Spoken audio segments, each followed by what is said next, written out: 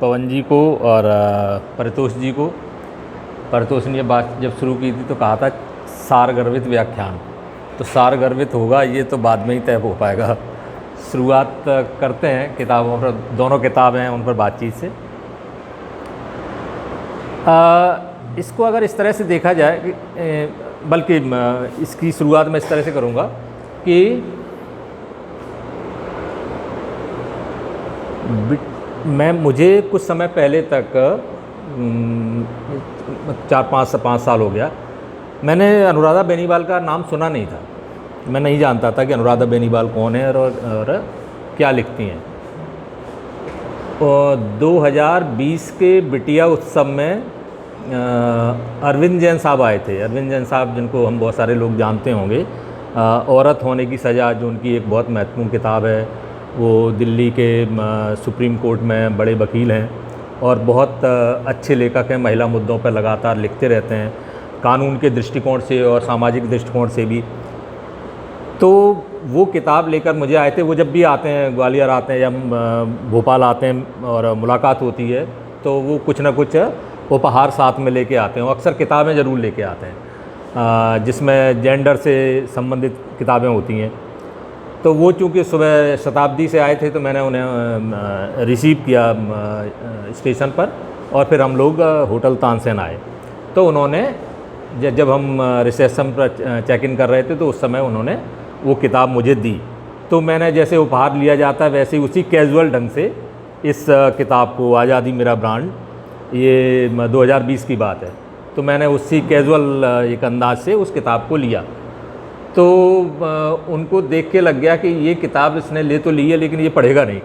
उन्होंने जो भी अंदाज़ा लगाया, तो उन्होंने ये मुझसे इंसिस्ट किया कि सुरेश जी, रास्ते में मैंने किताब पढ़ी है और जैसे ही बिटिया उत्सव समाप्त हो जाए और जैसे ही तुम्हें समय मिले तो पहली फुर्सत में इस किताब को पढ़ना। इस किताब से आप ये मत मान के चलना कि ये एक यात्रा वृत्तांत है या यात्रा डायरी है, ये एक अलग किस्म की किताब है और ये बहुत सारे अध्याय जो है ना वो खोलेगी। तो उस तरह का जो नैतिक दबाव है उसमें मैंने आज़ादी मेरा ब्रांड पढ़ी। और जब मैं पढ़ रहा था तो मैंने ये महसूस किया कि वो एक सामान्य यात्रा वृत्तांत नहीं है। एक तो यूँ भी हम जानते हैं कि भारतीय स्त्रियों के लिए यायावर होना बहुत सहज काम नहीं है, क्योंकि हमारी जिस तरह का सामाजिक संरचना है हमारे समाज की, उसमें बहुत स्पेस बनता नहीं है कि महिलाएं घूमने जा सकें और वो भी अकेले घूमने जा सकें। और इसमें तो तुर्रा ये था कि ये तो यूरोप घूम रही है लड़की और एक बैकपैक लेती है और पूरे यूरोप की यात्रा करती है, एक शहर से दूसरे शहर, एक देश से दूसरे देश। और उस पर भी ख़ास बात यह है कि उसके पास कोई ख़ास पैसे नहीं है, उसके बैंक में थोड़े बहुत पैसे पड़े हैं। और वो एक अगर हम देखेंगे कि किसी भी ट्रैवलर के लिए या किसी भी यात्री के लिए वो जो राशि है, वो अगर यूरोप की यात्रा कर रहे हैं तो वो राशि बहुत कम है। और ये यात्रा पूरी की पूरी होने वाली है लगभग 1 महीने की, और जिसमें वो लगभग पूरा यूरोप कवर करती है, एक जगह से दूसरी जगह, दूसरी जगह से तीसरी जगह। तो एक तो ये है, चूँकि हम लोग खुद यात्रा करते हैं, मैं खुद भी बहुत यात्राएं करता हूँ, परंतु कम पैसे में जब अगर जेब में पैसे नहीं है तो साहस नहीं होता है। और इतना पढ़ने के बाद, पुरुष होने के बाद, उम्र दराज होने के बाद, इतनी सारी यात्राएं करने के बाद भी आज भी मैं वो साहस नहीं कर सकता जो आज से 10 साल पहले अनुराधा बेनीवाल करती हैं यूरोप घूमते हुए। और वो सचमुच ये जो यात्रा है, हमको लग सकता है कि वो पृथ्वी पर कुछ देशों की यात्रा कर रही हैं, लेकिन वो महसूस ऐसे होता है कि जब वो एक शहर से दूसरे शहर जाती हैं तो वो लगभग उसकी तुलना जो है ना एक ग्रह से दूसरे ग्रह पर जाने से की जा सकती है। उसमें इतना साहस है, उसमें इतना आत्मविश्वास है और वो ऊर्जा से भरी हुई है। और एक जो महत्वपूर्ण बात है वो है जो कि हर एक मनुष्य के अंदर होना चाहिए कि उसका एक बच्चा होना, और एक बच्चे के तौर पर जो उत्कंठा होती है, जो क्वेस्ट होती है चीज़ों को जानने की, और वही है जो हमें मनुष्य बनाती है। अगर हमारे अंदर के प्रश्न चुक जाते हैं तो फिर हम कहीं पहुंच नहीं पाते हैं। तो सबसे महत्वपूर्ण बात इसमें जो नज़र आती है वो ये है कि वो मूलतः यात्री है और उसके अंदर हर जगह जाने का और हर चीज़ को समझने का और उस वहाँ के सामाजिक परिवेश को समझने का की जो क्वेस्ट है वो बहुत अद्भुत है। और वो उससे ये जो पूरे के दोनों जो यात्रा वृतांत हैं वो अद्भुत बन पड़ते हैं। और उसके बाद फिर जब मैं पढ़ रहा था तो 2 टिप्पणियाँ इसमें लिखी हुई थी। एक है नामवर सिंह की, तो जिसने मुझे और प्रेरित किया पढ़ने के लिए, जो कि सचमुच बहुत महत्वपूर्ण है। उन्होंने लिखा है, इसमें जो टिप्पणी लिखी हुई है उनका, हिंदी साहित्य में अब तक 3 लेखकों के यात्रा वृतांत मील के पत्थर साबित हुए हैं। राहुल सांकृत्यायन, जिन्होंने घुमक्कड़ शास्त्रनाथ की किताब ही लिख दी, अज्ञेय और फिर निर्मल वर्मा। इस कड़ी में चौथा नाम अनुराधा का भी जुड़ रहा है। तो आप और जब हम इसको पढ़ते हैं तो महसूस कर पाते हैं कि हाँ, वो चौथा नाम अनुराधा हो सकती हैं। और स्वाभाविक तौर पर कि अगर ये कहा जाए कि वो पहली यायावर हैं जो स्त्री हैं जो भारत से हैं और पहली हैं, तो निश्चित रूप से अगर कहा जाए कि पिछले हम पूरे अपने इतिहास को देखें जिन्होंने लेखन किया है, तो उसमें अनुराधा बेनीवाल, जो कि बहुत कम उम्र की हैं, मुझे लगता है 39 या 40 साल की होंगी अभी, वो एक ऐसी यात्री बनती हैं जो अपने अनुभव को सहेज कर और फिर किताबें लिखती हैं। और दूसरी टिप्पणी है वो अनामिका की, वो भी बहुत महत्वपूर्ण है, क्योंकि ये टिप्पणी जो है ना वो इस बात की ओर रेखांकित करती है कि उनका लिखने के पीछे अप्रोच क्या है, उनका अपना दर्शन क्या है। जब वो लेखन कर रही हैं और यात्राएं कर रही हैं तो उनके पीछे उनका खुद का दर्शन क्या है। तो वो बात सामने जो आती है, आज़ादी मेरा ब्रांड नए सिरे से स्त्री दर्शन का यह आधारभूत तथ्य रेखांकित कर रही है कि परिवार रक्त और यौन संबंधों के दायरे तक सीमित नहीं माने जा सकते। यौनिकता, नैतिकता और पारिवारिकता की नई परिभाषाएं कोई पदानुक्रम नहीं मानती, न लड़का लड़की के बीच, न पाठक लेखक के बीच। अनुराधा अपने वृत्तांत में जिन चुनिंदा क्षणों का प्रति संसार रचती हैं, उसका बस एक ही सपना है कि किसी के जीवन का स्विच किसी और के हाथ में ना हो। तो मूल बात तो ये है कि ये यात्रा जो है ना, जो अनुराधा की यात्रा है, वो मूलतः तो लंदन से शुरू होती है, लेकिन उससे पहले की कुछ बातें हैं जिसमें वो भारत के, अच्छा हम इसमें एक बात बताना मुझे लगता है ज़्यादा लाजमी है। वो ये है कि वो चेस की बहुत अच्छी प्लेयर रही हैं, वो शतरंज की वो नेशनल लेवल की प्लेयर रही हैं और उस दौरान वो बहुत घूमी हैं। और एक और बात है जो हमारा अपना जो परिवेश है उससे मिलता जुलता है, वो ये है कि हरियाणा का वो इलाका जिसमें रोहतक, झज्जर और ये सब ज़िले आते हैं, वहाँ पर स्त्री पुरुष की जो समानता का मसला है वो लगभग वैसा ही है जैसा ग्वालियर चंबल में। वहाँ पर भी मैंने आज सुबह ही देख रहा था कि मैंने देखता हूँ बाकी कई ज़िलों का, महेंद्रगढ़, झज्जर, ये कई सारे ज़िले हैं जिनका जो चाइल्ड सेक्स रेशियो है वो मुझे पता है कि वहाँ पर लड़कियों की संख्या लड़कों की बनिस्बत बहुत कम है। और स्त्रियों के प्रति जिस तरह की दुर्भावना है पूरे हरियाणा में और अपराध हैं वो वैसे ही हैं जैसे ग्वालियर चंबल के हैं। वो वैसा ही है ऐसा हम मान लें कि मुरैना या भिंड से या दतिया से कोई लड़की निकल के जाए और लगभग ऐसी यात्राएं करे और इतना उन्मुक्त होकर एक दूसरे देश से दूसरे देश जाए और वो बिल्कुल वैसे ही एक ग्रह से दूसरा ग्रह नापे जैसे अनुराधा ने किया है। तो ये है। और ये जो एक बात है कि एक पूरा का पूरा जो मानस बनता है, और वो मानस बनता है जिस पर मैं थोड़ी सी टिप्पणी करूँगा, जिस पर कई सारे शोध हुए हैं, उसके बाद फिर मैं इस किताब पर आऊँगा कि जिन इलाकों में कई सारे ऐसे शोध हुए हैं जिनमें ये पाया गया है कि जिन इलाकों में दुनिया के किसी भी इलाके की हम बात लें जहाँ पर लड़कियों की संख्या लड़कों से कम होती है या स्त्रियों की संख्या पुरुषों से कम होती है, वहाँ पर स्त्रियाँ या लड़कियाँ बहुत असुरक्षित होती हैं और उनका पूरा का पूरा जीवन, पूरा बचपन उस परिवेश में में वो बड़ी होती हैं, उनका पालन पोषण होता है, तो एक किस्म की असुरक्षा उनके अंदर आ जाती है।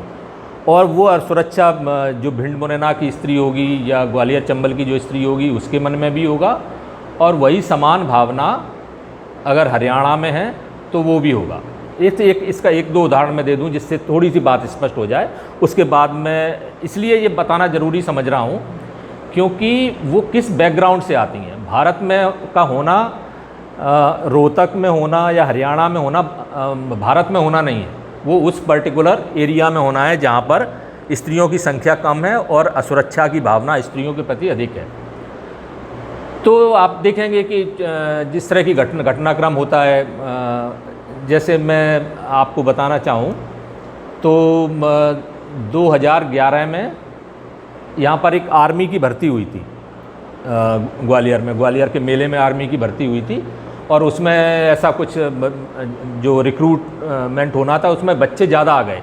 जितना उन्होंने तैयारी की थी, उन्होंने 14-15 हज़ार लोगों की तैयारी की थी, लेकिन 20-25 हज़ार लोग आ गए, तो थोड़ा सा वहाँ पर केओस हो गया। और उसकी वजह से ये हुआ कि एक लड़का उस दौरान वो तो संभाल नहीं पा रही थी, जितनी भी आर्मी थी, पुलिस थी, वो उन लोगों, उस क्राउड को संभाल नहीं पा रही थी। तो हुआ ये कि उस समय एक बच्चा बेहोश हो गया और उसको हॉस्पिटल ले जाया गया, और वहाँ पर ये र्यूमर फैल गई कि बच्चा मर गया है। तो उसके बाद वो 20-25 हज़ार लड़के जो भी थे वो सब सड़कों पे निकल पड़े, आप लोगों को अगर याद हो। और मुझे इसलिए अच्छे से याद है कि उस समय मेरा जो सरकारी मकान था वो मेला ग्राउंड के बिल्कुल सामने था। तो उन्होंने, बच्चों ने तोड़ फोड़ की, जो मकान के बाहर लाइट वाइट लगी होती हैं, इवन जो रेलिंग वगैरह लगी हुई थी उनको भी तोड़ दिया। लेकिन ये तो सरकारी संपत्ति को नुकसान पहुंचाना, किसी भी भारत में जब भी इस तरह की कोई हड़ताल या विरोध प्रदर्शन होता है तो संपत्ति को नुकसान पहुंचाते हैं, बसें तोड़ देते हैं। लेकिन उस दिन ये भी हुआ था कि सड़क चलते हुए परिवारों में महिलाओं को, लड़कियों को बुरी तरह से अपमानित किया गया, उनके कपड़े फाड़ दिए, उनके परिवार के लोगों ने उसका विरोध किया तो उनके साथ भी ख़राब व्यवहार किया, मारपीट कर दी, किसी का सर फूट गया, किसी को खून निकल रहा है ना, बहुत सारा इस तरह का दिक्कत हुई। यही समान बात हरियाणा के बारे में भी है, या उन इलाकों के बारे में भी है जहाँ पर इस तरह का है। आपको याद होगा कि जब जाट आंदोलन चल रहा था हरियाणा में, और पानीपत में जब उन्होंने अपना रोड को ब्लॉक किया हुआ था, तो उस समय नॉर्थ से जब दिल्ली की तरफ जो गाड़ियाँ आ रही थी, जो परिवार आ रहे थे, उन परिवारों के साथ भी इसी तरह का व्यवहार हुआ था। ये मैं इसलिए बता रहा हूँ कि हम ये समझ लें कि अनुराधा बेनीवाल का ओवरऑल बैकग्राउंड क्या है, वो कहाँ पली बढ़ी हैं। तो वो रोहतक में ही पली बढ़ी हैं, और फिर उसके बाद में दिल्ली में शायद मिरांडा हाउस में पढ़ी हैं, और उसके बाद वो पुणे में उन्होंने लॉ की पढ़ाई की, और उसके बाद फिर वो लंदन चली गई। तो बात यह है कि एक स्त्री जो इतने घोर पितृसत्तात्मक वातावरण में पली बढ़ी है, वो ये साहस करती है कि वो एक ऐसी यात्रा करे जो बिल्कुल अद्भुत हो, जैसी कि किसी भी स्त्री ने, भारतीय स्त्री ने उससे पहले नहीं की है। और वो भी ये कि ना उसके पास इतने पैसे हैं, ना उसके पास इतने संसाधन हैं, और ना कोई प्री बुकिंग्स हैं कि पहले से सभी बुकिंग करा ली हैं। तो इसमें वो जो यात्रा है उसका एक नक्शा है इसमें, वो मैं पहले बता दूं थोड़ा सा, जिससे हमको ये स्पष्ट हो जाए कि कौन कौन सी जगह जाती हैं वो। तो सबसे पहले वो लंदन से जाती हैं पेरिस में, जहाँ उनकी एक सहेली है सविता। उसके बाद एक जगह लील है, वहाँ जाती हैं। फिर ये जो ब्रसल्स है बेल्जियम में, और वहीं पर कॉक साइड है, वहाँ जाती हैं। फिर वापस लौट के ब्रसल्स आती हैं। फिर नीदरलैंड में एम्स्टर्डम है, एम्स्टर्डम जाती हैं, और एम्स्टर्डम से फिर एक लंबी यात्रा होती है जो एम्स्टर्डम से बर्लिन तक जाती है जर्मनी में, और वहाँ से बर्लिन से फिर प्राग जाती हैं, जो चेक रिपब्लिक है, चेकोस्लोवाकिया जो डिवीज़न हुआ है, और प्राग से ब्रतिस्लावा है, ये चेकोस्लोवाकिया का जो दूसरा स्लोवाकिया जो बना है, तो वहाँ पर है। देन बुडापेस्ट, बुडापेस्ट से म्यूनिक वापस जर्मनी, और ऑस्ट्रिया जो इंसब्रुक है, और बर्न जो स्विट्ज़रलैंड में है। देन वापस वो पेरिस आती हैं, और पेरिस से फिर लंदन जाती हैं। ये उनका यात्रा का क्रम है। अब इसमें जब वो बात करती हैं, लेकिन ये तो ऐसा तो है नहीं कि सीधे वो वहाँ जाके यात्रा उन्होंने शुरू की है। उनकी यात्रा का जो उनको जो जिसको कहते हैं ना चस्का लगता है, वो उनको लगा है भारत में। जब वो चेस खेल रही हैं तो एक शहर से दूसरे शहर जाती है, तो जब भी वो चेस खेलने जाती हैं तो कभी समय मिलता है, नहीं मिलता है। अगर समय मिलता है चेस खेलने के बाद में तो फिर वो उस शहर को घूमती हैं, इस तरह का है। लेकिन उसके बाद फिर वो एक समय एक तरह से वो ये निर्णय लेती हैं कि देश घूमे बिना और अपने आप को एक यात्री के तौर पर पाते हैं। हमारे यहाँ जो कहावत होती है ना, इसके पाँव में भौंरी है, तो वो उस तरह का कुछ है कि वो है उसको कि उसके अंदर एक इंस्टिंक्ट है कि वो उन्हें घूमना है। और अभी मैं कुछ दिनों पहले एक इंटरव्यू सुन रहा था कहीं पर, तो उसमें वो बात कर रही हैं। तो वो हमारी एक यात्रा हुई थी, हम लोगों ने भी एक यात्रा की थी, बड़ी हम लोगों की एक अद्भुत किस्म की राजस्थान यात्रा रही, जिसमें मैं था, पवन करण जी थे, अरविंद थे और हमारे एक और मित्र हैं प्रवीण, वो थे। तो हम लोगों ने 10-15 दिन की एक यात्रा की थी और उसमें हम घूमते घूमते जैसलमेर पहुँचे थे। तो ऐसे ही वो भी घूमते घूमते जैसलमेर पहुँचती हैं और वो जिक्र करती हैं कि क्या किसी भी दुनिया में जो उपलब्धि है उसकी तुलना इस बात से हो सकती है कि रात में आप रेत के जो ढोए हैं, जो ड्यून्स हैं, उन पर लेटकर और सितारे, आकाश में चमकते हुए सितारे देख रहे हैं। और हम लोग जब पहुँचे थे तो वो मुझे अपनी घटना याद आई कि हम लोग जिस दिन पहुँचे थे तो उस दिन जनवरी का समय था, वो जनवरी का पहला या दूसरा सप्ताह था वो। और उस दिन हम जैसलमेर में उस सम में जो सैंड ड्यून्स हैं वहाँ पर थे और हम लोग जो भी वहाँ कार्यक्रम होते हैं उसमें शामिल हुए। उसके बाद में आके हमारा जो एक हट्स थे राजस्थान टूरिज़्म के, उसमें आके हम लेट गए। और उसके बाद हम लोगों ने रात को 11-साढ़े 11 बजे देखा कि खिड़की से चाँद दिखाई दे रहा है और ये समझ में आया कि उस दिन तो पूर्णिमा है। और हम लोग जहाँ से देख पा रहे थे, जितने दूर तक वो रेत के ढोए दिख रहे थे, ड्यून्स दिख रहे थे, उसमें जब चांदनी में वो इतने ऐसे चमक रहे थे जैसे चांदी चमकती है। तो हम लोगों ने फिर कहा कि रात में, और इतनी ज़्यादा सर्दी थी उसके बावजूद भी हम लोग सब वापस निकले, गाड़ी उठाई और हम लोग गाड़ी से जाके वहाँ बिल्कुल अंदर तक जहाँ पर रेगिस्तान है और उसके बीच में चारों तरफ से उतर के और वहाँ बहुत देर तक, तो वो जो आनंद है, वो जो अनुभूति है, उसकी तुलना किसी दूसरी चीज़ से नहीं की जा सकती। तो वो साथ में ये भी कहती हैं कि वो आखिर इससे मिलता क्या है। तो कहती हैं इससे खुशी मिलती है, वो खुशी मिलती है जो किसी दूसरी चीज़ में नहीं मिलती है। तो इसलिए मैं यात्राएं करती हूँ और किताब का नाम है आज़ादी मेरा ब्रांड। तो निश्चित रूप से जो आज़ाद होगा वो यात्राएं करेगा, जो यात्राएं करेगा वो आज़ाद होगा। तो ये दोनों आपस में एक दूसरे से जुड़े हुए शब्द हैं। तो इस तरह से फिर इस तरह से वो जो उनके यात्रा का जो चस्का लगता है, फिर वो चेस खेलते हुए इंग्लैंड जाती हैं, लंदन में रहती हैं। लंदन में पहुंचने के बाद में वो अपने आप में एक समस्या है कि उसमें जो आजीविका है उसका प्रश्न उठता है। तो फिर वो लगातार बहुत सारे काम करती हैं, अलग अलग जगह जाके काम करती हैं, होटल में काम करती हैं, रेस्टोरेंट में काम करती हैं, नया काम सीखती हैं। और एक जगह जिक्र किया है कि किस तरह से उनको एक रेस्टोरेंट में एक भारतीय स्त्री जो वहाँ रह रही है, वो एक दिन खाना खाने के बाद में 3 पाउंड की टिप दे देती है। 3 पाउंड का टिप मिलता है और 7 पाउंड जो है ना उनके जो डेली जो वेजेस मिलते हैं। तो 10 पाउंड जब पहले दिन मिलते हैं तो समझ में आता है कि जो ना शरीर में तितलियों के पंख लग गए हैं।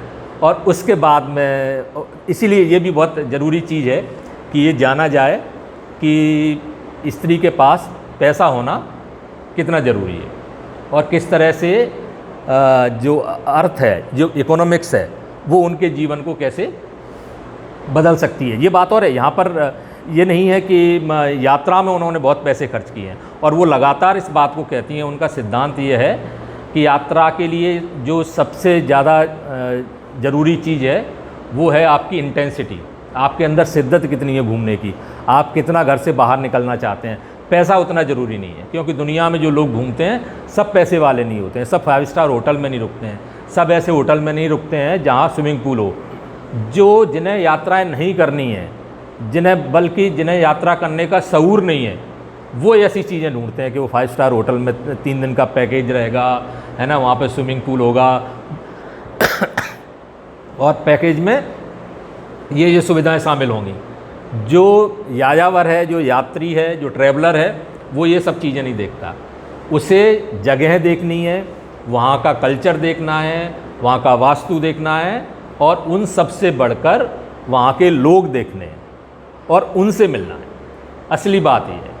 तो जब इस तरह से फिर उसके बाद में ये सब होने के बाद में और चेस सिखाने लगती है, फिर एकदम घटनाक्रम बदलता है। तो उनको कहीं पर एक कोई एडवर्टीजमेंट दिख जाता है कि चेस के बारे में, तो वो चेस की चैम्पियन है, तो वो लंदन में चेस सिखाना शुरू करती हैं और पैसा आना शुरू हो करता है। और उसके बाद में जैसे ही, और अनुराधा का बार बार ये कहना है किताब में भी, व्यक्तिगत तौर पर भी, और जैसा परितोष जी कह रहे थे कि वो बिटिया उत्सव में आई थी, 2023 की बिटिया उत्सव में यात्रा और इस विषय पर, पर्यटन पर हमने एक विषय डिस्कशन रखा था, तो उसमें वो शामिल हुई थी।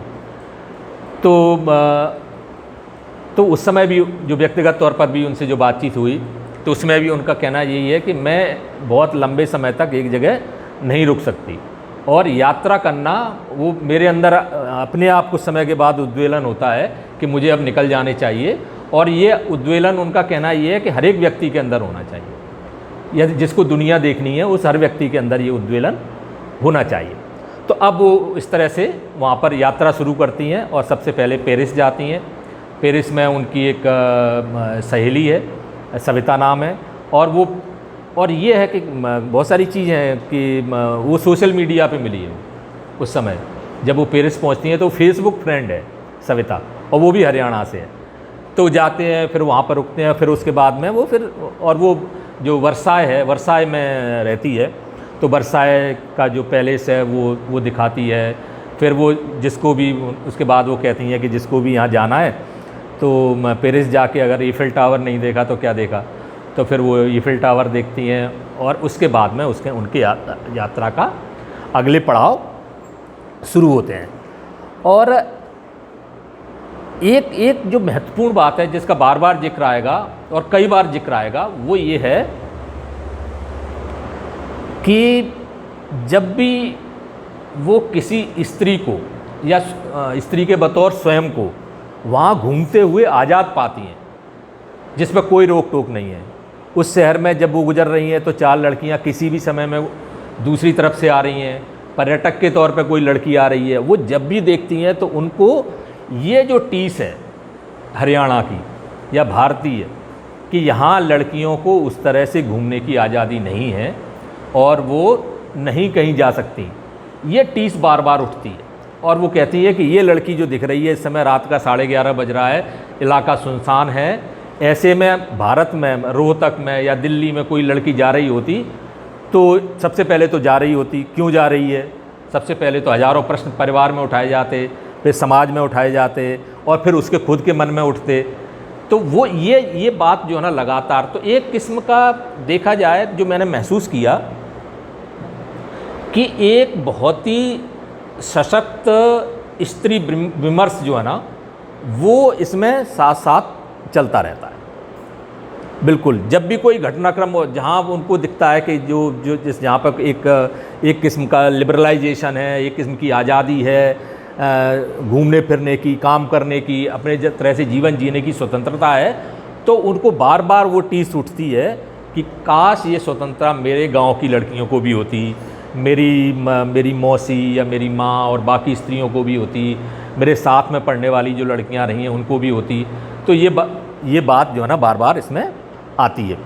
और एक बहुत महत्वपूर्ण बात है, वो ये है कि स्त्री विमर्श के साथ साथ स्त्री की जो यौनिकता है, या कुल मिला के यौनिकता का जो विषय, केवल स्त्री की यौनिकता नहीं, और उसमें पूरे के इसको केवल यहाँ तक सीमित नहीं किया जा सकता कि वो केवल स्वयं के बारे में या स्त्री के बारे में सोच रही हैं, बल्कि वो पूरे के पूरे समुदाय के बारे में, पुरुषों के बारे में, स्त्रियों के बारे में, बच्चों के बारे में, फिर जो पूरा का पूरा समुदाय है जिसको हम LGBTQ कहते हैं, है ना, लेस्बियन है, बायसेक्चुअल है, गे हैं और दूसरे क्वीर हैं, तो अलग अलग जो पहचाने हैं यौनिकता के तौर पे, तो उनका भी वो जिक्र साथ साथ में करते रहते हैं। और वो कुछ कुछ कहानियाँ जो दूसरे खंड में आएंगी, उन कहानियों का मैं वो बात करती हैं। उन्होंने लगभग हर एक को लेकर, हर तरह की पहचान को लेके एक कहानी ली है, एक पात्र लिया है, उसके बारे में वर्णन किया है। और ये भी वर्णन किया है कि किस तरह से वहाँ पर एक किस्म की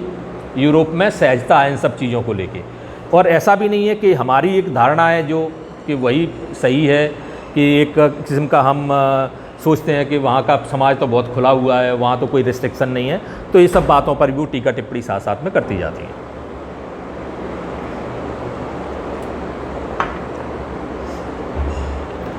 अब एक बात जो है ना, वो ये है कि जो किस तरह से जो उनके मानस पे चलता रहता है कि जो पितृसत्ता है, भारतीय पितृसत्ता है, वो किस तरह से लड़कों को तो अलाउ करती है बाहर जाने के लिए। लड़के तो शाम को अगर कहते हैं कि चलो अब तो कहीं ज़रा तफरी मार के आते हैं, या घूम के आते हैं, या कहीं सिगरेट पी के आते हैं, या कहीं चाय पी के आते हैं, तो उन पर कोई रोक टोक नहीं है। लेकिन लड़कियां ऐसा नहीं कह सकती कि चलिए अब तो चलते हैं, शाम हो गई है, अब तो कहीं घूम के आते हैं। तो ऐसा लड़कियों के लिए ना तो आज़ादी है और ना उनके सोच में ये चीज़ शामिल है। तो उसका कारण ये भी है कि ये इससे सिद्ध होता है, मैं थोड़ा सा ये बताना चाहूँगा कि भारत एक सर्वे में जो घर का काम है, जो स्त्रियों को घर की चार दीवारी के अंदर कैद करता है, वो काम भारतीय स्त्रियों को लगभग 5 घंटे करना पड़ता है, जो कि कम से कम उन देशों, सब देशों से, वैसे तो दुनिया के सभी देशों से ज़्यादा है जितना घरेलू काम भारतीय स्त्रियों को करना पड़ता है, जिसके वजह से उन्हें घर में रहना पड़ता है, वो है लगभग 5 घंटे। और ये दुनिया में सबसे ज़्यादा है। और भारतीय पुरुष करते हैं जो कि दुनिया में सबसे कम है, वो है केवल 19 मिनट। तो ये जो चूँकि घर में 19 मिनट करते हैं, तो उनके पास घर से बाहर जाने के लिए, घूमने फिरने के लिए पर्याप्त समय है। और घर की जो औरतें हैं, वो चूँकि घर का काम ही करती रहती हैं, तो उनको घर की दीवार को या घर की देहरी को लांघ के जाना कठिन होता है। और वही जो है ना, वो एक द्वंद्व जो है ना पूरे की पूरी बातचीत में ये चलता रहता है।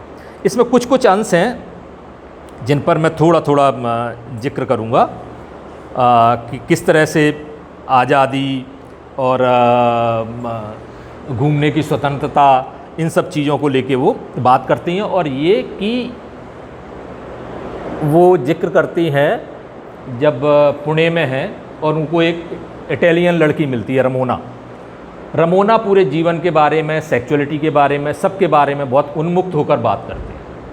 और वो सिखाती है कि अगर आपके अंदर कोई झिझक है, अगर उसके वो जहाँ जहाँ घूमी है, जिन जिन लोगों से मिली है, जिन जिन लोगों से उसके संबंध रहे हैं, उनको बहुत सहजता के साथ में बताती है।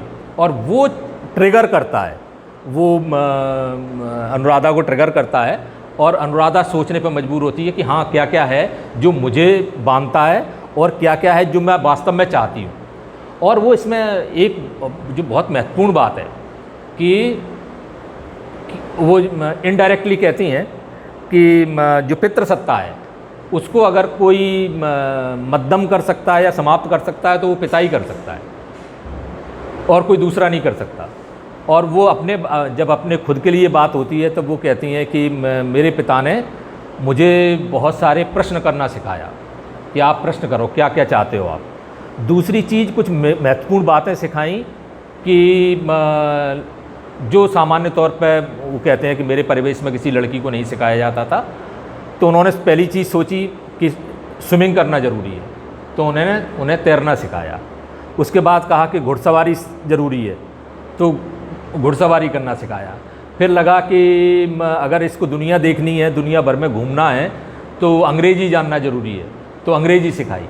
और उसके बाद में मनुष्य के तौर पे आप इतना घूम रहे हैं और सहज बने रखें, तो कुछ खेल सिखाए, प्राणायाम सिखाया। तो इस तरह से कहते हैं कि मेरे पिता ने मुझे वो सब चीज़ें सिखाई जो मुझे अपने पैरों पे खड़े होने के लिए ज़रूरी थी। और इस तरह से मेरे पिता ने बेहद पितृसत्तात्मक परिवेश में भी मुझे एक मेरी जो नर्चरिंग किया, मेरा पालन पोषण किया, वो बिल्कुल अलग ढंग से किया और वो उसने मुझे अनुराधा बनाया और जिसमें इतना उत्साह और साहस आया कि वो पूरी दुनिया घूम सके। और एक बात है कि इसमें रहेगा, इसमें जगह आता है कि जब वो अपने बारे में बताती है तो इनके मन में ये धारणा आती है कि ये तो एक गंदी लड़की है। तो वो कहती है कि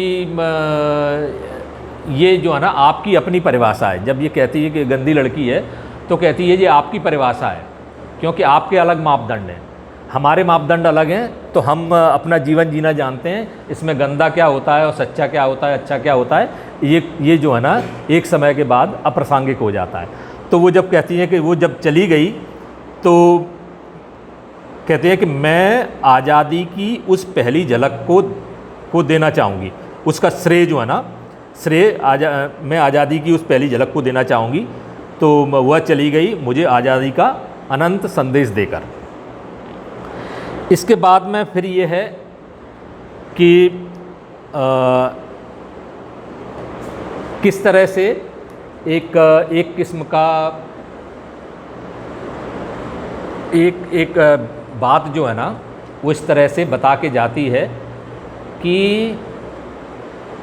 आप अगर क्षेत्र विशेष में रहते हैं और उसके जो संस्कार हैं, उसकी अपनी जो मान्यताएं हैं, उन्हीं को अंतिम मान के चलते हैं, तो समझ लीजिए कि आपके अंदर संकीर्णता आएगी। तो आप अगर अपना विकास करना चाहते हैं, तो उसके लिए दुनिया का देखना ज़रूरी है। और आप सबसे पहले अपने देश को देखें, वहाँ पर कहाँ पर किस तरह की मान्यताएं हैं, किस तरह के संस्कार हैं, किस तरह के रीति रिवाज हैं। और आप जब जितना बाहर देखते जाते हैं तो आपको पता चलता है कि एक जगह जो अनैतिक माना जाता है वो हो सकता है दूसरी जगह नैतिक माना जाए। तो आपकी अपनी जो मान्यता है वो अंतिम नहीं है। ये जब रूढ़ी टूटती है तो एक तरह से व्यक्ति का जो मस्तिष्क है उसका एक विकास होता है और उसकी वो सारी दिशाओं में फैलता है और सब चीज़ों को देखना शुरू करता है।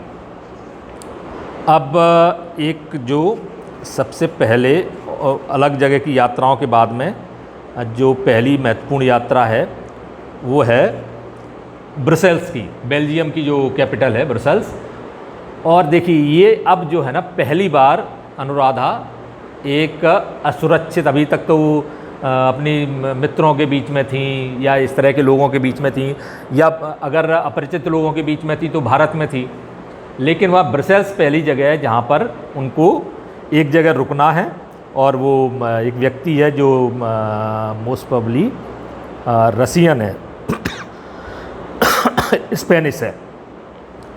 तो अब घूम के और स्पेनिश जो व्यक्ति है उसके यहाँ रुकती हैं, एक बुढ़ा है और वहाँ जाके रुकती हैं। अब देखिए रात को जो दृश्य है उसका मैं थोड़ा सा आपको पढ़ के बताता हूँ। अब मैं बेहद थक चुकी थी, जल्द से जल्द अपने बिस्तर में गोल हो जाना चाहती थी, सो मैंने हॉकिंस से विदा ली और एटिक पर पहुंच गई कमरे में। मैं जल्दी से कुंडी लगाकर सो जाना चाहती थी, फिर सुबह नया दिन होता और मेरा भरोसा अपने मेज़बान पर और ख़ुद पर और मजबूत होता। लेकिन यह क्या, दरवाजे में तो कुंडी ही नहीं है। अब क्या, ऐसे कैसे सोऊं?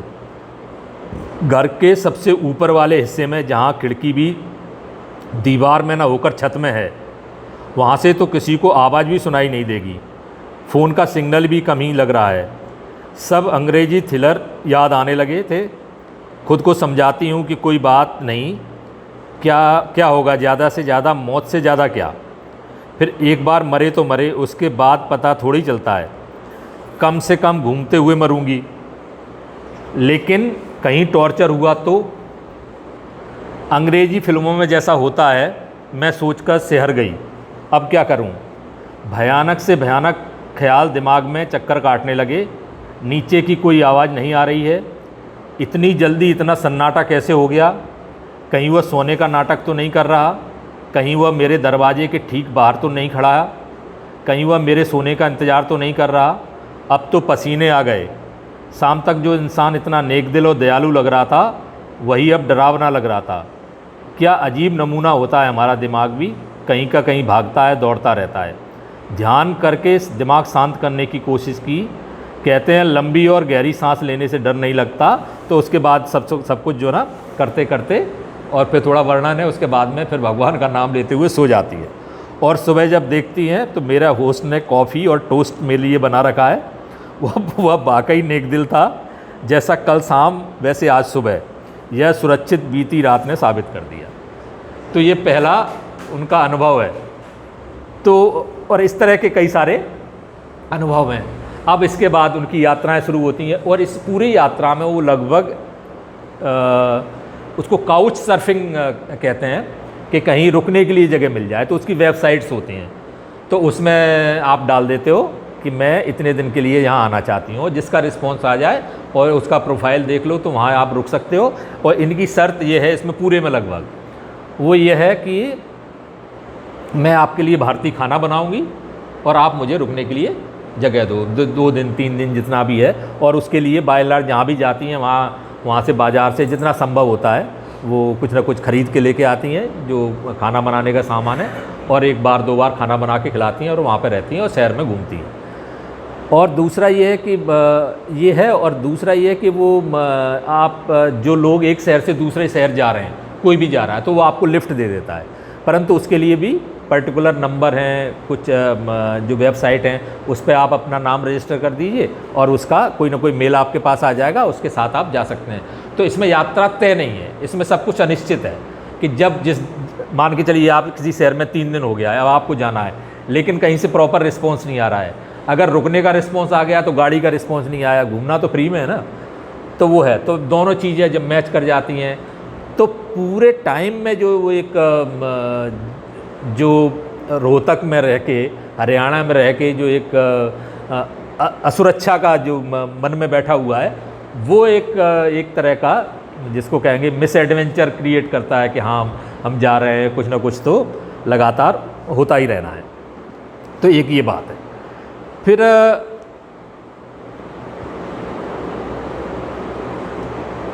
इसके बाद की जो यात्रा है ना, और एक यात्रा छूट रही है पर इसके मैं आगे बात करता हूँ, एम्स्टर्डम का है।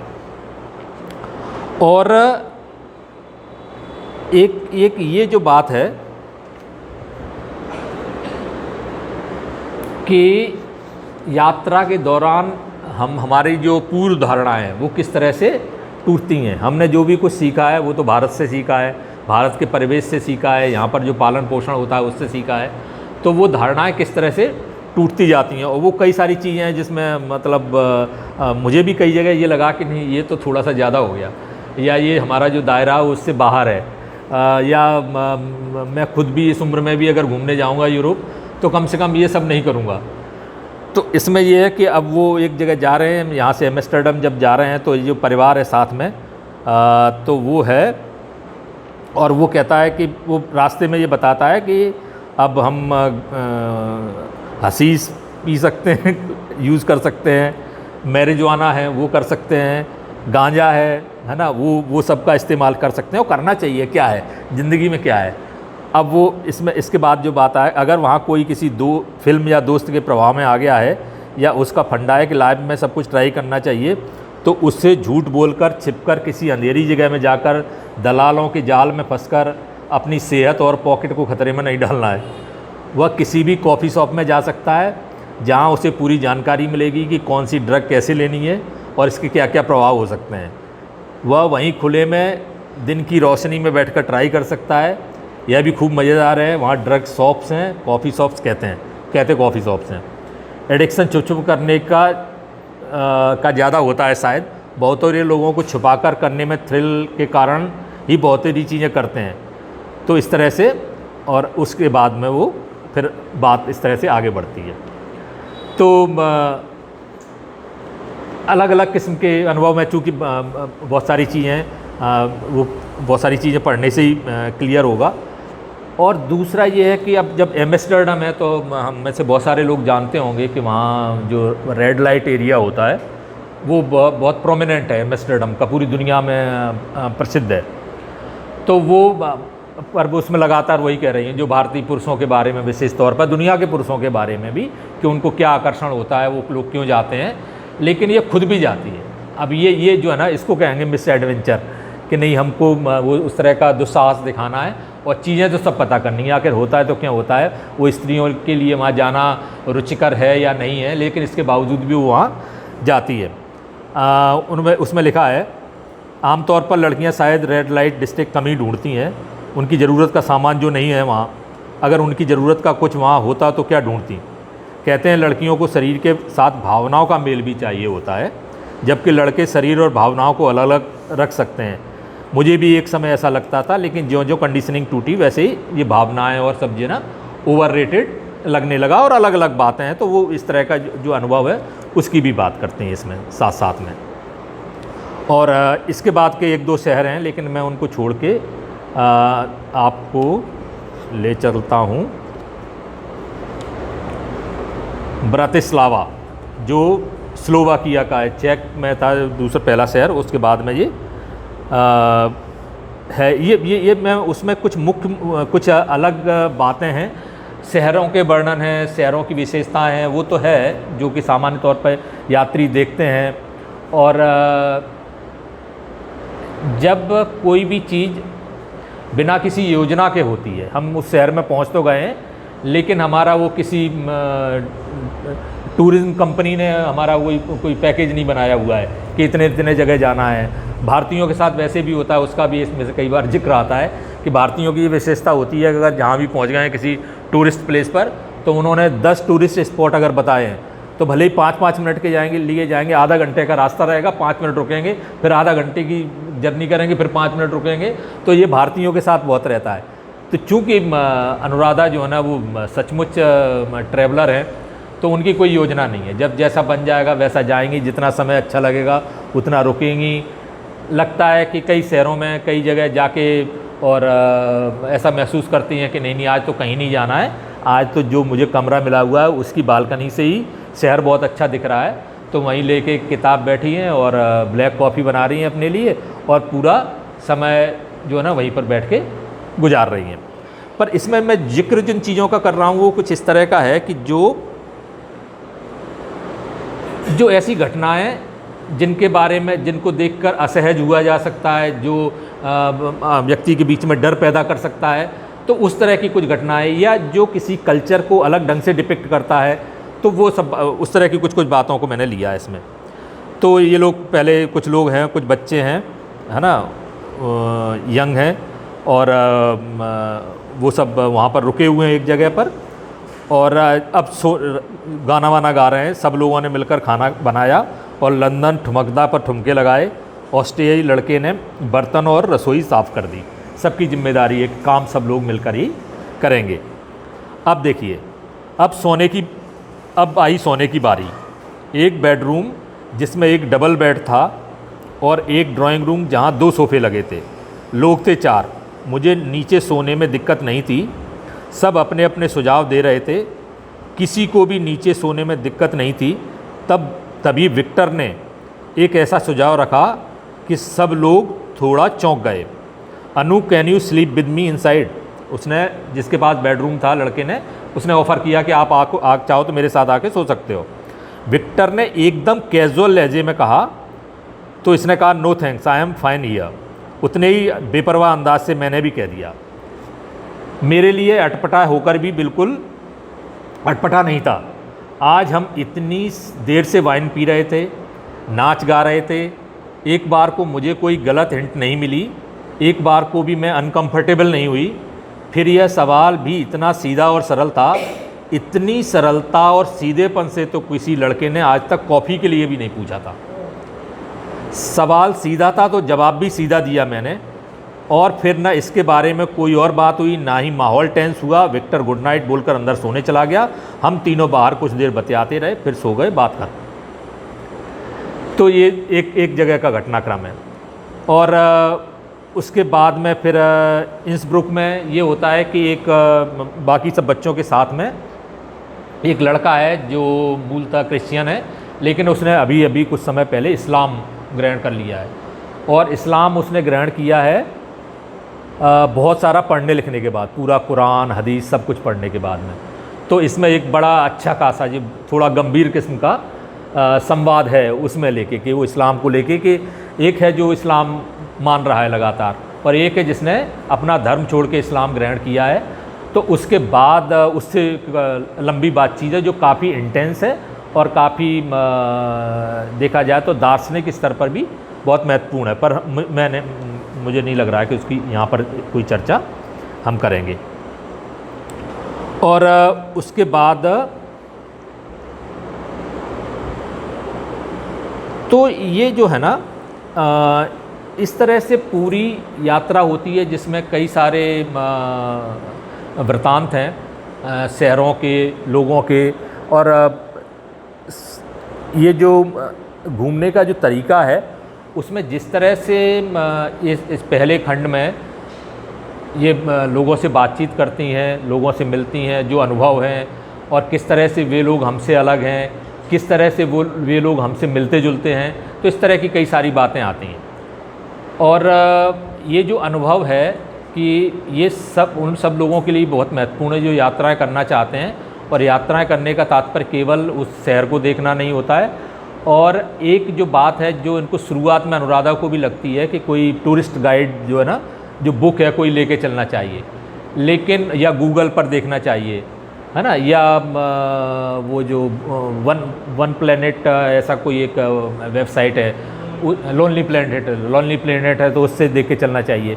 बोले इस पर वही है जो बाज़ार में उपलब्ध है, जो मार्केट है जिसका, वो चीज़ें उपलब्ध हैं। लेकिन जब एक व्यक्ति जाता है यात्रा करने के लिए, तो जब तक वो मुख्य शहरों को छोड़कर और बड़े बड़े होटल को छोड़ के कहीं किसी होम स्टे में नहीं रुकता है, या किसी परिचित व्यक्ति के यहाँ नहीं रुकता है, या फिर वहाँ तलाश के कि वहाँ के जहाँ उसको वहाँ की जो एक लोकल, जिसको कहें ना लोकल फ्रेग्रेंस है, वो जो स्थानीय खुशबू है जो वहाँ की, वो जब तक नहीं मिलती है तो यात्राओं का कोई तात्पर्य नहीं है। हम और परितोष तो बहुत यात्राएं करते रहते हैं, तो हम लोग ये कोशिश करते हैं कि जो है ना होटल या ऐसे जगह रुकने की जगह कुछ तलाशा जाए, कुछ होम स्टे दिया जाए, जिससे वहाँ की स्थानीयता से और स्थानीय लोगों से, वहाँ के कल्चर से हमारा परिचय हो सके। तो ये बात जो है ना वो अनुराधा के पूरे यात्रा वृतांत में है और बहुत प्रोमिनेंटली है। एक पहली किताब के अंत में इसको मैं थोड़ा सा पढ़ना चाहूँगा कि ये लगातार जो एक महत्वपूर्ण बात है वो है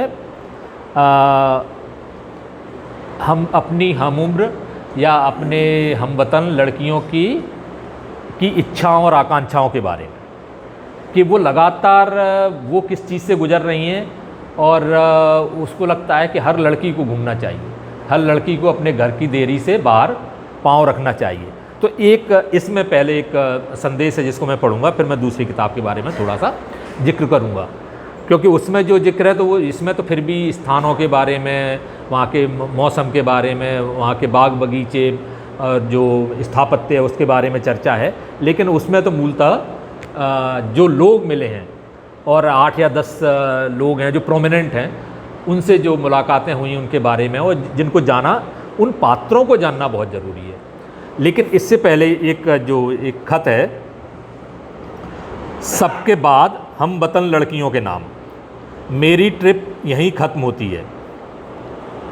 इसमें एक चीज़ और छूट रही है, वो लास्ट में जो जिस शहर जाती हैं वो है ऑस्टविच, है ना, जो पोलैंड में है, जहाँ पर बहुत ये कंसंट्रेशन कैंप थे जिसमें लाखों यहूदियों को इससे मरवाया है, क्या कहते हैं। और जब ये बात तो बर्लिन में भी आती है कि बर्लिन में किस तरह से वो एक शहर है जहाँ से ये सब कंट्रोल हुआ है। और तो नाजीवाद के बारे में लगातार जो अब यूरोप के अनुभव हैं उसके बारे में लगातार बात करती हैं, और वो उस तरह की जो वेदना है वो लगातार उस तरह की उस बात में आती है। पर यहाँ लास्ट में हम करेंगे कि मेरी ट्रिप यहीं ख़त्म होती है, यहाँ से पेरिस और फिर वापस, वहाँ से वापस लंदन, बस।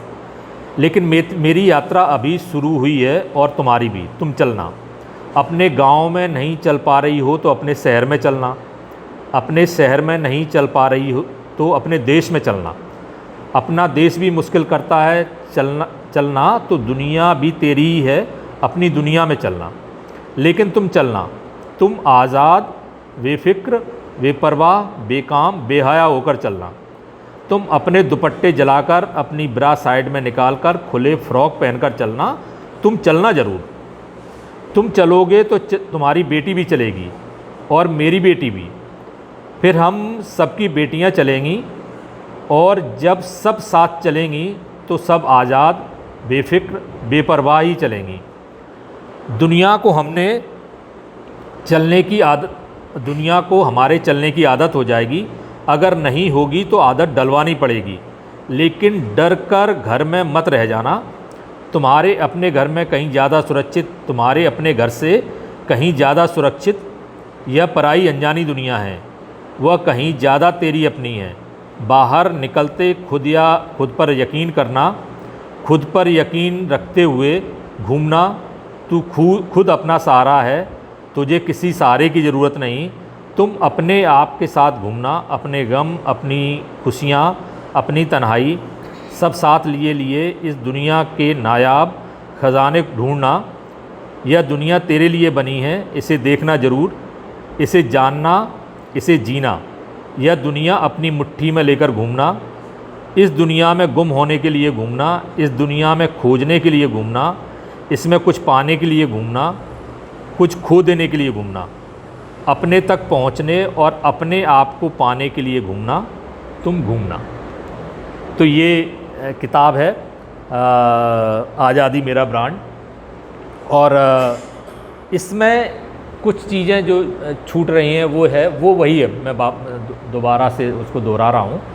वो वही है कि प्रश्न बहुत है ना। जैसे मुझे जब वो प्रश्नों को मैं देख रहा था लगातार कई बार, जैसे ही कोई ऐसी परिस्थिति पैदा होती है उसमें वो अनुराधा लगातार स्वयं से, अपने समाज से, वहाँ जहाँ है वहाँ उस शहर से, उन इमारतों से, सबसे प्रश्न करती है।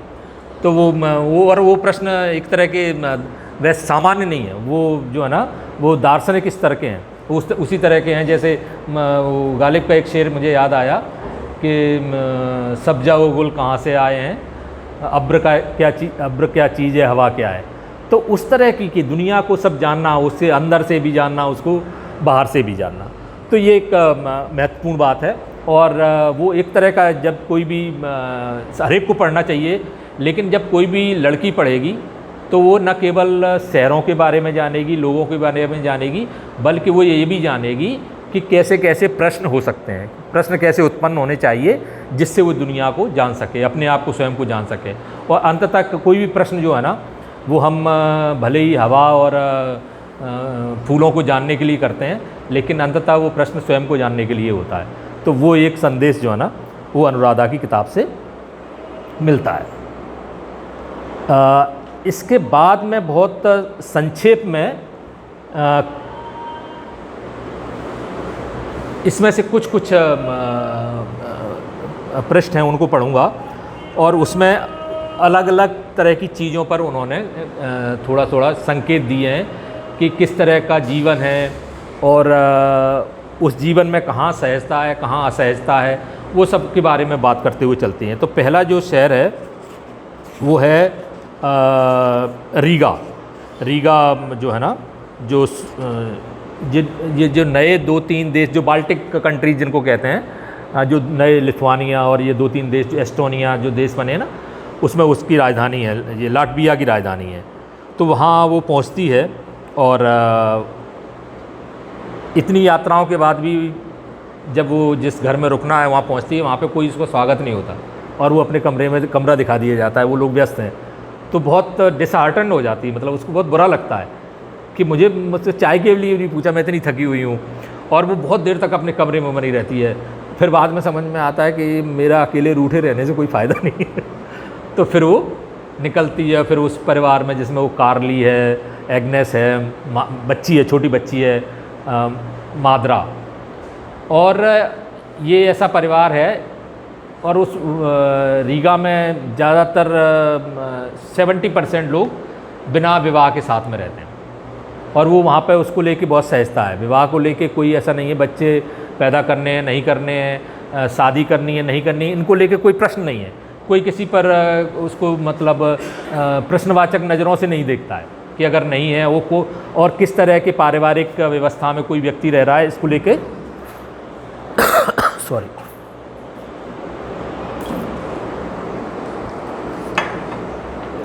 और तो वो एग्नेस से बात करना चाहती है। उसको लगता है कि एग्नेस जो है ना वो बहुत ताकतवर स्त्री है, वो पूरे घर को संभाले हुए है। कार्ली है, वो कुछ काम करता है, लेकिन वो जो भी काम करता है वो बहुत कैजुअल है। किसी म्यूज़ियम में काम करता है तो वो हमेशा ऐसा काम चुनता है जिसमें उसको 15 दिन की छुट्टी मिल जाए, तो उस तरह का है। लेकिन एग्नेस जो भी काम करती है उसको गंभीरता से करती है, और जो है ना जो ब्रेड रनर है वो वही है। तो और उस बच्ची के साथ में वो खेलती है। और ये भी है कि बार बार ये प्रश्न करती है एग्नेस, क्या तुम शादी करना चाहती हो? वो क्योंकि वो जो भारतीय मानस है उसमें वो लोग साथ में रह रहे थे लेकिन उन्होंने शादी नहीं की है, तो बार बार प्रश्न उठता है, इसके मन में यही उठता है। और ये भी वो नोटिस करती है कि दुनिया में सब जगह के घर और उनकी सजावट एक जैसी नहीं होती है। तो वो घर है एक, लेकिन वो कहते हैं इसमें ना तो ठेठ घरों जैसा कुछ भी नहीं है, ना सोफ़ा है, ना कोई ड्रेसिंग टेबल, ना पर्दे, ना डबल बेड। रसोई है जहाँ पे एक डाइनिंग टेबल रखा है, वही सब कुछ है वहाँ पर। तो इस तरह की बात है। और ये एग्नेस ने अपनी माँ से लिया हुआ है, वो भी किराए पर। तो कहते हाँ वो माँ भी किराया लेती है, और यहाँ माँ ले ले तो कह दे कि कितनी ख़राब माँ है। तो पर वहाँ का अपना सामाजिक व्यवस्था ऐसी है कि माँ जो है ना उसने वो किराए से उस मकान को दिया हुआ है। इसमें एक जगह एक जिक्र आता है, मैं उसको पढ़ता हूँ थोड़ा। कौन है वे मर्द जो हमारे समाज जो जब जैसे वही बात है ना, जैसे ही वो वहाँ पर कोई व्यवस्था को देखती है तो उसको अपने समाज के बारे में प्रश्न पैदा होते हैं। कौन है वे मर्द जो हमारे समाज में लड़कियों का सड़क पर चलना मुहाल कर देते हैं? वहाँ किसी 12-13 साल की लड़की को अंधेरे में समुद्र के किनारे घूमते देखती है तो उसको एक तरह का देखा जाए तो एक तरह का रश्क होता है, या जो है ना वो सोचने पर मजबूर होती है, तो वो तुरंत भारत के बारे में प्रश्न करना शुरू करती है। कौन है वे मर्द जो हमारे समाज में लड़कियों का सड़क पर चलना मुहाल कर देते हैं? क्या वे जानते हैं वे क्या कर रहे हैं? क्या उन्हें पता है कि उनकी घूरती नज़रें, उनकी फप्तियाँ, उनके गंदे इशारे किसी भी लड़की के मन में अपने शरीर के प्रति नफरत भर देंगे? क्या वे सभी मर्द कभी अपनी बेटी, अपनी बहन, बीवी, दोस्त, माँ के प्रति सहज रह पाते होंगे? या उन्हें समाज ने सहज हो सकने का कभी मौका ही नहीं दिया? औरत के शरीर को हमारा समाज या तो सामान, माल, चीज़ मानता है जिसे घूरा, छेड़ा, नोचा जा सकता है, या इज्जत, पराया धन और शर्म जिसे बचाया, छुपाया या ढका जाना चाहिए। हमारे महान देश में जहाँ औरत को देवी के रूप में पूजा जाता है, उसके शरीर को एक इंसान का शरीर माने जाने में अभी कितनी और सदियाँ लगेंगी। तो ये है। और यहाँ पर जो है ना एक ये है। दूसरा साथ साथ में जैसा मैं भी उज्बेकिस्तान गया था तो मैंने देखा कि रूस के प्रति, जो रूस से अलग हुए जो देशों के साथ में एक ये है कि रूस भले ही कुछ भी मानता हो लेकिन वो अपने आप को सबसे मुक्त मानते हैं। उनको ये लगता है कि 1989 में वो सब रूस से स्वतंत्र हुए। लगभग सभी देशों का ये हाल है। और इसलिए वो जो सब सिंबल हैं, तो वहाँ पर रीगा में जो नाजीवाद से संबंधित सिंबल है अपना स्वास्तिक, वो भी प्रतिबंधित है, उसको भी बुरा माना जाता है। लेकिन हसिया और हथौड़ा जो है ना, वो जो कम्युनिज्म का सिंबल है उसको भी बुरा मानते हैं, क्योंकि वो रूसी जो एक तरह का अधिनायकवाद रहा है उसका प्रतीक है, जिससे वो कैसे भी मुक्त हुए हैं। तो उसकी वो बिल्कुल चर्चा नहीं करना चाहते हैं। और यहाँ पर इसको देखा जाए तो विवाह को लेकर कोई ऐसा कोई कानून नहीं है, तो इसकी वजह से कुछ समस्याएं भी हैं कि जो संतानें होती हैं, अगर वो तलाक हो जाता है तो पुरुष का कोई फिर उत्तरदायित्व उसमें नहीं रह जाता, तो उसको लेके कुछ प्रश्न आते हैं। इसके बाद जो है ना कुछ और चीज़ें हैं, लेकिन मैं इसको अभी छोड़ता हूँ। इसके बाद हम आते हैं माशा को लेकर। ये अब रूस आ गई है पीटर्सबर्ग में, और माशा के घर पर रुकी है, और वहाँ सबके लिए सब कुछ व्यवस्था है, लेकिन माशा गायब हो जाती है। और जो लड़के हैं वहाँ पर कुछ लड़के रुके हुए हैं, युगांडा की एक लड़की है और ये है, और माशा है। अब 3 हैं तो घूमते हैं, फिरते हैं, बात करते हैं। इसमें एक चीज़ जो निकल के आती है कि जो भी लड़की अपने देश से या अपने समाज से बाहर निकल के आई है, वो अपना समाज में वापस नहीं जाना चाहती, क्योंकि उसको शायद वहाँ पर या तो स्वतंत्रता नहीं है या उसके साथ उतना सहज व्यवहार नहीं है। युगांडा से आई लड़के जो है ना, वो जा रहे हैं, एक ऑस्ट्रेलिया से आया है तो वो वापस ऑस्ट्रेलिया जाना चाह रहा है, कुछ रहेगा, पढ़ेगा, लिखेगा, ऑस्ट्रेलिया वापस चले जाएगा, वहाँ जाके काम करेगा, अपना परिवार देखेगा। लेकिन युगांडा से आई हुई लड़की और यहाँ तक कि माशा जिस घर में है, वो अपने ही घर नहीं आना चाहती है, उसको दूसरी जगह रहने में ज़्यादा सहजता है, क्योंकि घर जो है ना कहीं कुछ ऐसा एक फियर क्रिएट करता है। तो ये दूसरी जो कहानी है उसका मुख्य संदेश जो है ना वो ये निकलता है। और इसमें एक ये प्रश्न बनता है कि लड़कियां अपने घर से बहुत दूर क्यों जाना चाहती हैं। कोई फैंटेसी है, सपना है, आकांक्षा है, डिजायर है या असुरक्षा है, कि असुरक्षा की वजह से नहीं जाना चाहती। तो एक ये प्रश्न पैदा होता है। ऐसा क्यों है कि हमारे आसपास के लोग ही हमें समझने में सबसे नाकाम होते हैं। जो कोई आपकी निजता का दुश्मन है वह आपका ही किसी तरह पास या दूर का रिश्तेदार और पड़ोसी है। कभी आपने सोचकर देखा कि अगर 4 लोग कुछ कहने वाले न होते, उस कहे को सुनने सुनाने के लिए घर वाले और रिश्तेदार नहीं होते, तो आपका जीवन कैसा होता। तो बस यही है कि जो मित्रताएं हैं या परिवार हैं वो उनको हम किस तरह से देखते हैं। और चूँकि लड़की बहुत पढ़ती लिखती है तो वो पीटर्सबर्ग में दोस्तोवस्की का घर देखने जाती है, तो उसका भी एक बहुत लंबा सा वर्णन है और बहुत ही अच्छा है कि किस तरह से कैसे वो रहे हैं और किस तरह से जब अपराध और दंड पढ़ा था तो लगता था कि उससे बेहतर कोई, रूसियों से बेहतर कोई लिख नहीं सकता। तो वो सब चीज़ें हैं और वहाँ जाके जब वो पहुँचती है सामने उसके घर को देखती है तो किस तरह से वो सब जागृत हो जाता है। और वो अपना ऑडियो गाइड होता है ना, तो लगा के सुनते रहते हैं उसके बारे में। फिर एक समय में थक के बैठ जाती है और फिर सोचती रहती है कि काश वो मेरे सामने आ जाते तो मैं उनसे कह सकती कि मैं तुम्हें कितना प्रेम करती हूँ। तो ये सेंट पीटर्सबर्ग है।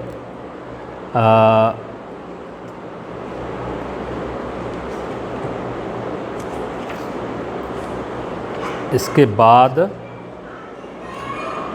अब जो अगली जगह है, मैं जल्दी में थोड़ा सा बात करता हूँ। वो अब जो बल्कि मैं कुछ पात्रों का नाम लेकर और उनकी मुख्य मुख्य बातें बताता हूँ। एक तिया है जो कोपेनहेगन में है, के पास में है। उस जगह का नाम है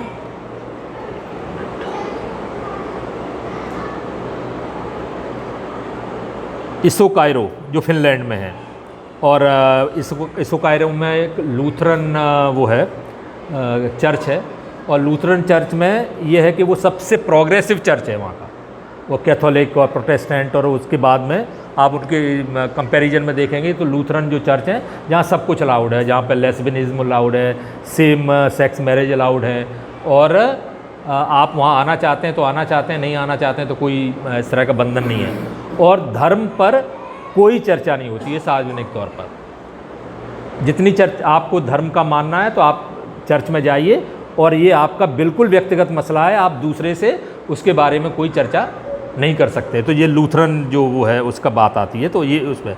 और वही तिया जो है ना लौट के फिर वो हेलसिंकी जो फिनलैंड की कैपिटल है वहाँ आते हैं, और हेलसिंकी में एक तिया से वो पूछती है कि वो तुम्हारी बहन क्यों नहीं है यहाँ पर, और जिसका नाम है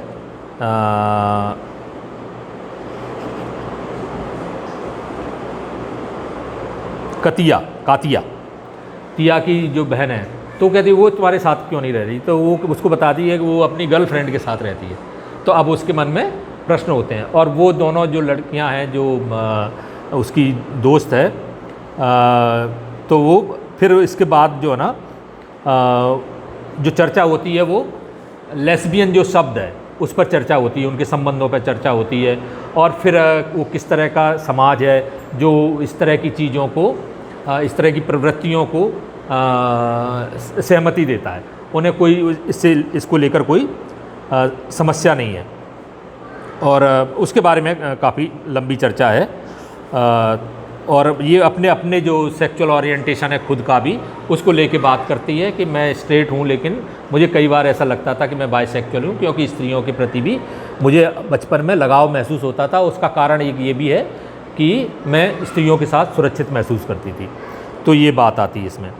और फिर उसमें किस तरह की एक सामूहिकता है, वहाँ पर वो जंगल में जाते हैं, फेस्टिवल करते हैं, तो उस तरह का कैसे जीवन है, कितना अनुशासित है कि सभी लोग आए हैं और किस तरह से वहाँ भोजन बनेगा, कैसे परोसा जाएगा, जो मुख्य भवन है उसके अंदर कोई नहीं आएगा भोजन लेकर। तो जो भी नियम बना रखे हैं वो सब लोग उसका इतने स्वाभाविकता से पालन करते हैं कि किसी भी तरह का कोई कैओस नहीं पैदा होता है। इसके बाद इसी तरह से कुछ जो पात्र हैं आगे, उसमें 2-3 जो पात्र हैं, उसमें एक जो लड़का है जिसके यहाँ ये जाके रुकती है और वो एक होम स्टे देखता है, वो गे है और वो बचपन में किसी दूसरे लड़के ने मित्रता में उसके साथ में बलात्कार कर दिया है। तो उसके बारे में बताता है कि किस तरह से लड़के जो है ना वो किस तरह से यौन शोषण का शिकार बन सकते हैं, और वो अपने सेक्सुअल ओरिएंटेशन के बारे में बताता है। उसके बाद में फिर अगले जब शहर में जाती है तो वहाँ पर वो ये देखती है कि एक बहुत फंडामेंटलिस्ट जो वो है कैथोलिक्स हैं, तो वहाँ पर विवाह से पहले यौन संबंधों की अनुमति नहीं है। तो वो साथ में रह रहे हैं, लेकिन वो उस तरह किस तरह से वो बाइबल के अनुसार उसका जस्टिफाई करती है। और वो एक सबसे ज़्यादा जो दुखद लगता है तो वो एक डिस्कस पूरी बातचीत से लगता है कि वो लड़का बहुत डोमिनेंट है। तो एक जो बात समझ में आती है वो ये है कि जहाँ पर धार्मिक कट्टरता है वहाँ पर जो सामाजिक स्वतंत्रता है वो सदैव जो है ना वो लिमिटेड ही रहेगी। तो दोनों जो है चीज़ें एक साथ नहीं की जा सकती हैं। तो ये, और इसमें जो अलग अलग किस्म के लोग हैं, फिर उसके बाद में वो जिस शहर में जाती है ऑस्ट्रिच में, तो वहाँ पर एक वो लगा जो वो रहा है ना उस शहर जहाँ पर नाजियों ने कई लोगों को कत्ल किया है, तो वहाँ पर एक चीख जो है ना, एक स्क्रीम नाम की एक पेंटिंग है, मुझे पेंटर का नाम नहीं याद आ रहा, तो वो पेंटिंग वहाँ पर रहती है। तो वो दोनों को बताती है कि वो बहुत विश्व प्रसिद्ध चित्र है स्क्रीम, जो चीख है।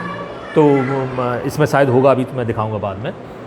तो उसको उस रूपक को उस पुरुष के बारे में लेती है जिसके साथ में बलात्कार हुआ है। तो इस तरह से अलग अलग चीज़ें हैं और कई सारे पात्र हैं, कई सारे शहर हैं, कई सारे देश हैं, और अनुराधा की यात्रा है जो सचमुच बहुत अद्भुत है। मैं कितना भी मैंने बताया हो, लेकिन इसके बावजूद भी बहुत कम में मैंने उसको समेटने की कोशिश की है, और मुख्य तौर पर वो जिस तरह संकेत करती हैं उन पर ज़्यादा बात करने की कोशिश की है। तो बस मैं यहीं पर अब इस बातचीत को समाप्त करूँगा, और ये बहुत स्ट्रांगली रिकमेंड करूँगा कि सभी को इन दोनों किताबों को पढ़ना चाहिए, और जिस घर में लड़कियाँ हैं उनको तो ज़रूर पढ़नी चाहिए। धन्यवाद।